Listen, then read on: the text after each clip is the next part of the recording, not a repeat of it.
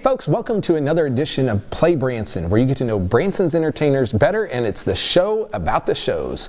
And I'm Chris Meyer, and you're Lane Victoria. I am Lane Victoria. It's great to be here. Isn't that kind of like, I was like, you don't know your name, I got to tell it to you.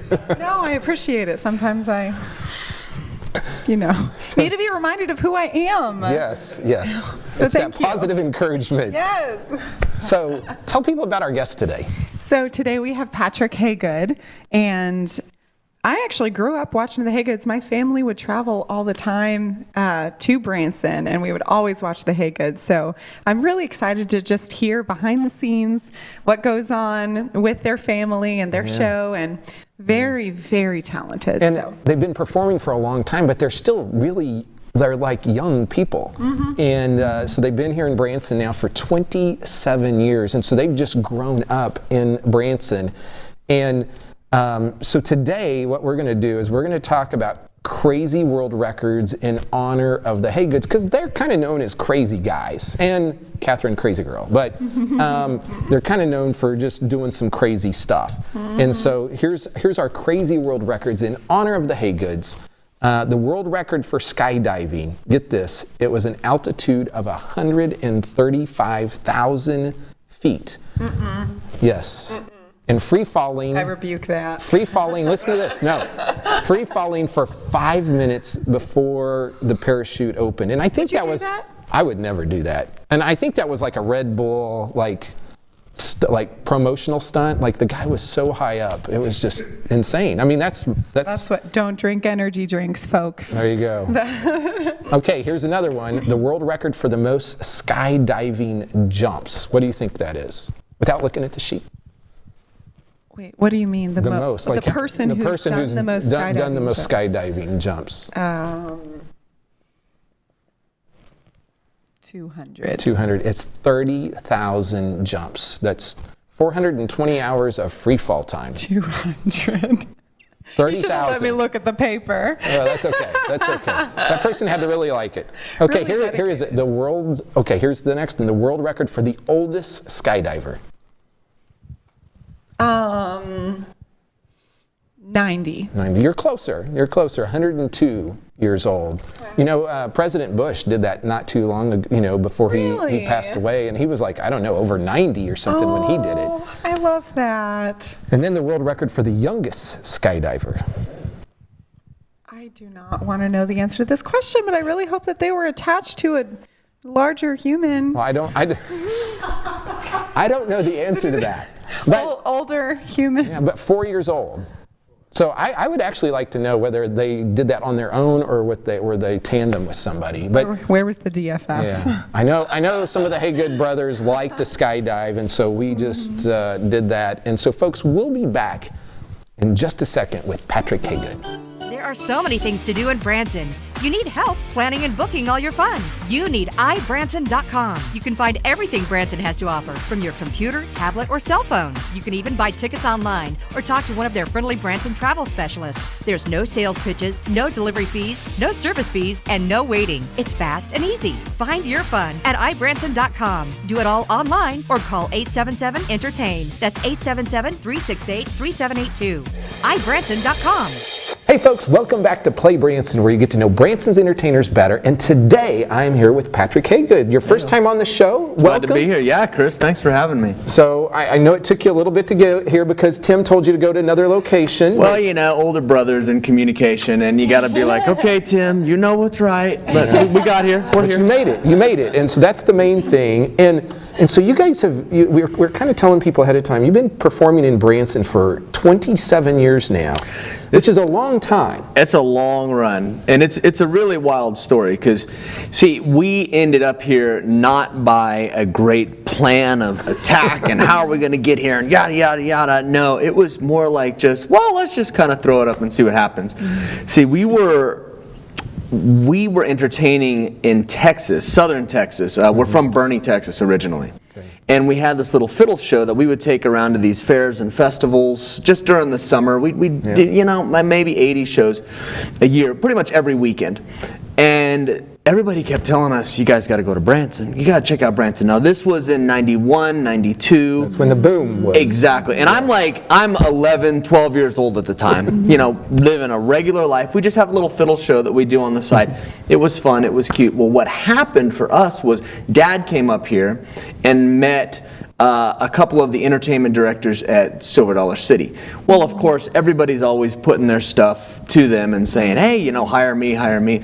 Well, our promotional stuff ended up right on the right desk of the right person at the same time that one of our teachers was entertaining at Silver Dollar City and happened to walk in the office at the same time and was like, hey, I know these kids, the Haygood family fiddlers. They're cute, they play fiddles. You should hire them, it would be great for them. And they're like, oh, well, here's their stuff. Right at the same time, they had an opening open up. It was a day before where they needed a family band to come in for the summer the following year. So it was like one of these like triple things like, God lining everything up. You know how that happens. Yes. You're just like, okay, the door's open. Wham, wham, wham. And they were like, well, why don't you guys come up for a couple months? So in our mind, because I'm 11, 12 years old, we're just little kids playing little fiddles. We're like, we're going to go to a theme park. We're going to eat funnel cakes all day long, ride as many rides as we want, and you're going to pay us. Right. That's the deal, right? Yeah. It was like, woohoo! Yeah. Gravy train had come in. So we said, all right, let's go for this. So drove up May 14th in 1993. First show was June 4th, I want to say, don't quote me on that, at Silver Dollar City. And we were like, okay, here we go. And we had no clue what we were doing. Totally green to entertainment, just nothing. It was like, okay, we'll just go play our little fiddles. And it just kind of worked. The one thing that we were like, okay, we're in it to win it. So totally not knowing what we were in for, we were like, let's do this thing, and famous last words. And we had enough energy and enough tenacity, and it was like, okay, so we just started playing our little fiddle show at Silver Dollar City, 93. And how many years were you at Silver Dollar City? The Silver Dollar City years were really fun for us. So we literally grew up out there from 1993 to 2001. Okay. And the cool thing about Silver Dollar City, especially at that time, was this was still when the Hershans were there every day. A lot of the craftspeople had been there for years and years and years. So it was very much like a very tight family. And a lot of the older folks who'd been there for 20, 30 years kind of like welcomed us in. So that was really cool. And we became a part of that family for 9 years. And what that allowed us to do was they would be like, okay, yeah, listen, it's a good idea to do these songs, but maybe we shouldn't do pyrotechnics at the Boatworks Theater yet. But, so, because we were always like, what can we do? So they really helped us learn the production side of shows. And the cool thing was we were in a situation where whatever we learned, we could immediately put it in the show, and then we would get immediate audience feedback. Mm-hmm. So we were constantly like, okay, that stinks, don't do it. Okay, this works, don't do it. Okay, they like the Orange Blossom Special. Okay, done. We'll do the Orange Blossom Special. Like whatever that crowd wanted, we were in for it. They wanted, we did a backflip, they loved it. Okay, we'll do 2 backflips. It was like whatever it took. And having the youthful naivety and just life in general, energy and all that, it just made sense. And so we were like, iron sharpens iron. And then the bosses would come by once a month, like, Brad Schrader or D.A. Calloway or Rex Burdett. They'd come in and be like, well, boys, all right, here's what's working, here's what's not working. Let's change it up. So we changed it up. We performed 2 different shows a year for 9 years out there. And the schedule was 3 to 4 shows a day, 5 to 6 days a week, depending upon the time of year. So we were really busy with it. But honestly, we loved it. Yeah. Because we didn't know any different. We were young enough, but also, like I said, we were at a theme park. We were having a blast. Mm-hmm. And it was like when the audience loved it, we loved it. And it was just like, and it worked. So 9 years out there, we literally grew up there, eating funnel cakes, So riding you guys rides, doing started as all playing fiddle, right? But now you guys have kind of, you're playing other instruments as well as a family. So you Just don't. a couple. Yeah. So part of that was the Silver Dollar City influence. See, when we first got there, we were the fiddle show. And then they were like, okay. And they being the bosses, Silver Dollar City Entertainment, they said, look, that's great. You guys all play fiddle. But if you're going to stay, we'll give you another contract. But if you're going to stay, you guys need to change. You need to grow. And so it was like, okay, we'll learn other instruments. So then it was, I remember the day this happened also. It was like, okay, who wants to play bass? And they're like, me? They're like, and you'll play guitar because you look like a guitar guy. And then Dominic will play saxophone because that just makes sense. And it was literally like, yeah, here's what you want. Let's try it. And we all started taking lessons for all that stuff. Now, I was playing a little bit of piano before, so I ended up on piano and drums, and it was just like, okay, there you go. It's strange because I think back and it's like, that's really not the most natural or maybe even politically correct way to do it nowadays. But back then it was like, we're doing a show, we all play fiddles, let's learn other instruments. Okay, we'll be a family band, why not? How many instruments do you know today then? Me personally, I play 4. 4. Yeah, piano, drums, harmonica, and a little violin. Yeah, and so you like, I read somewhere where you like to play the harmonica. Yeah, well, I'll tell you what, I played piano and drums for a long time, and after you've lugged around piano and drums for a while, you're like, man, how can I accomplish and play music without all this junk? And I always think, for me personally, there's never enough harmonica in a show. There's never enough. I agree. And so, I know you've played the harmonica in your show, and I'm like, I love it, but you always just get a small little taste of harmonica. You always get a small little, in any show. I mean, no one's playing too much harmonica. I totally agree. I'll tell you what, I love it because it's easy to carry and it's a great sound, but also when you hear somebody who really knows the harmonica, like Cathcart in town or Presley over there, man, when those guys kill it. And it's cool to be able to watch somebody who's an absolute master and a pro. You go to the Presley show, and if you don't think that that's some of the best harmonica playing you've ever heard in your life, then you're just crazy, because he's awesome. So when you look at that, then you're like, all right, well, maybe I could get like 10% of that, fake it till I make it, And so honestly, that's the thing that I like. And it's little. It's like you got a lot of power. And then Okay, folks, we're going to be back in just a moment to talk more with Patrick Haygood. Let's go!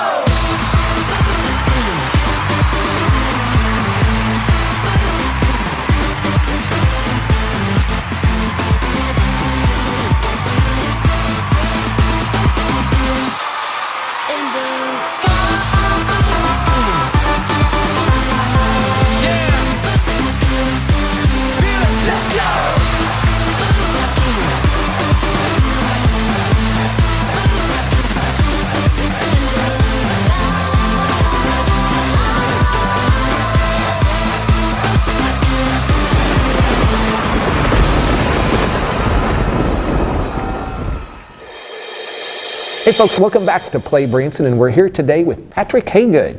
So Patrick, you spent several years at Silver Dollar City, but you had a lot of free time out there.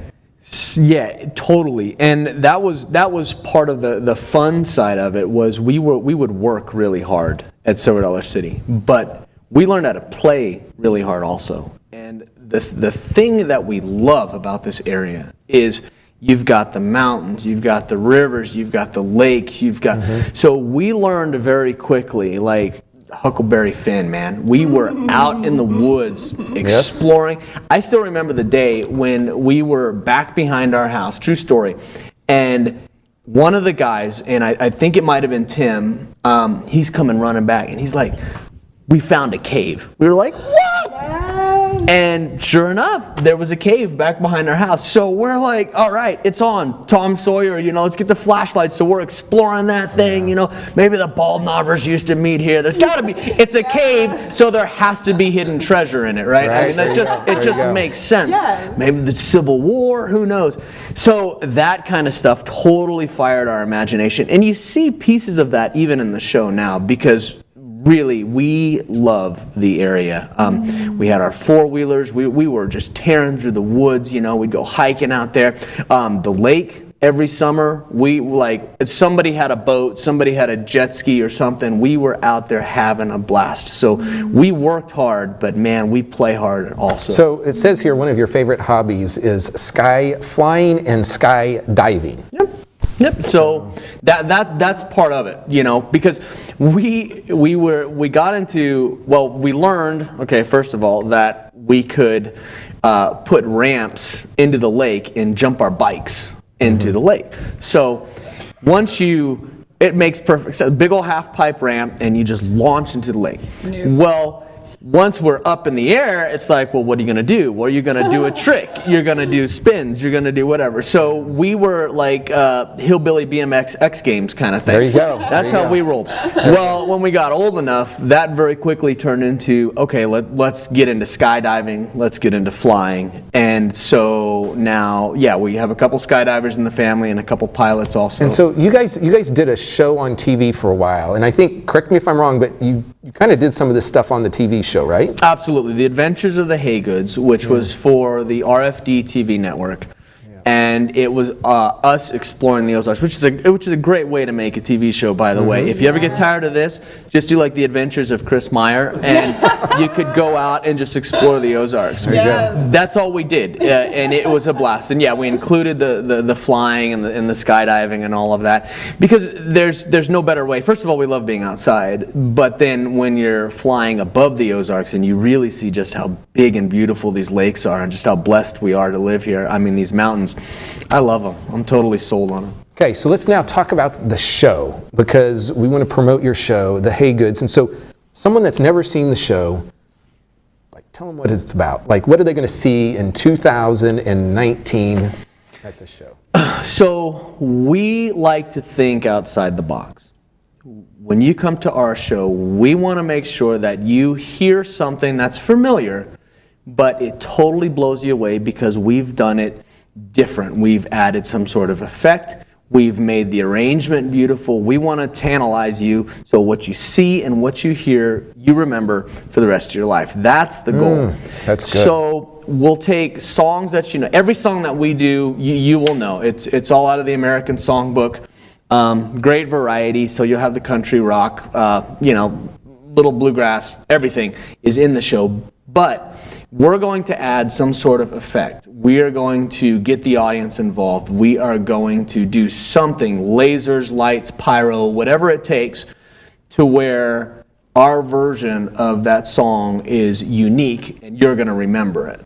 So, for example, we heard a version of The Devil Went Down to Georgia, where in the middle part, when they're doing the big fiddle solo, we thought, okay, why don't we put a big old rock and roll lick right in the middle of it? So we have, right in the middle of our Devil Went Down to Georgia is Metallica's Enter Sandman. And it's really cool. That's awesome. Yeah. So throw a little pyro up there, and that's us. Thinking outside the box, hear music that you know, but in a totally different light. That's the goal with our show. Yeah. And for people that maybe haven't seen it, it's all family except for the drummer, right? I mean, so you've got five brothers on stage now? 5 brothers and Catherine on stage. Yeah. So there's 6 Haygoods, and then Dino, our drummer, who's been with us, I want to say, what is it now, 13 years. Yeah. Guy's amazing, an absolute rock. So that's it on the stage. So 7 people, and we make it work with that. Wow. And so for me, I've always said I think you guys are some of the most talented people in town, because not only do you sing, not only do you play instruments, but you also clog and dance, and then you're doing acrobatics and everything else. And so I don't really know of anybody else that does as much as you guys do. That's a throwback to Silver Dollar City, because it was always, what else could we do? We had a 30-minute format at Silver Dollar City, and it was always like, okay, let's try something new. And you got to squeeze a lot of that in there. So we ended up with a plethora of an arsenal of talents, and it's like, okay, well, let's take this off the shelf and use it. Well, Tim plays banjo. Okay, so we'll play some banjo. Well, Catherine plays harp, so we've got a concert harp in the show.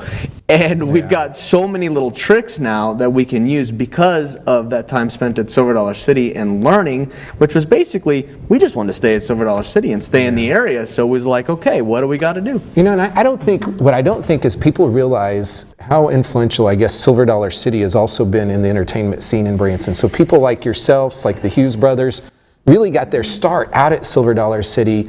And so I'm thankful to them for really the influence they've had in the entertainment scene here in Branson, because a lot of people don't know that. It's huge. I'd say it's huge. Yeah. And the thing that a lot of people don't realize was that in the 90s, there really wasn't an opportunity for a family show unless you were the Ball Knobbers or the Presleys and you had been established before that. But once the mid 90s came along, there was no theater space. You know, I mean, and especially for a startup act like us, there was just no place to go. So Silver Dollar City was a great place to learn, to grow up, and to really watch Branson from afar, but still be a part of it. And I mean, we used to, see, it was kind of reciprocating though, because we used to go to like Jim Stafford, and Andy Williams, and we'd see the shows, we'd see the best of the best. And then we'd be like, okay, well, let's take that idea and apply it to our own show. Totally. And we actually talked to Jim about that. We were like, you know, Mr. Stafford, like, we're watching your show.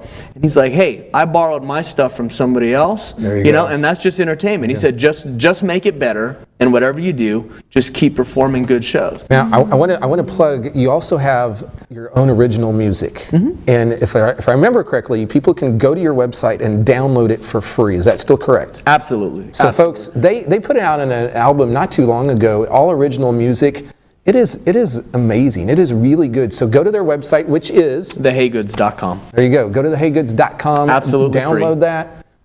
And then tell people where you're at and if you know the dates or the nights or whatever.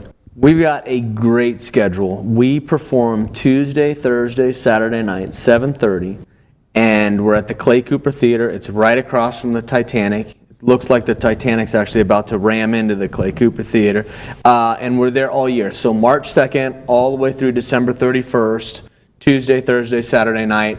That's us. That's where we're at. There we go. Folks, we could talk to Patrick a lot longer, and I know he'd share a lot more stories and everything, but we're out of time. And so, Patrick, it's been great having you here today. Thank you, Chris. Let's do this again, guys. Yes, we'll do it again. And so, folks, hang tight. We'll be back in just a moment.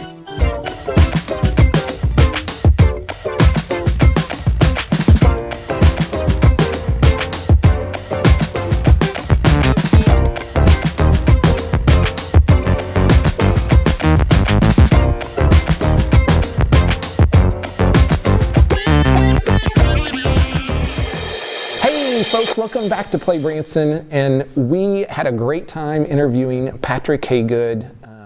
The Haygoods are just awesome show here in town, one of the many great shows that we have.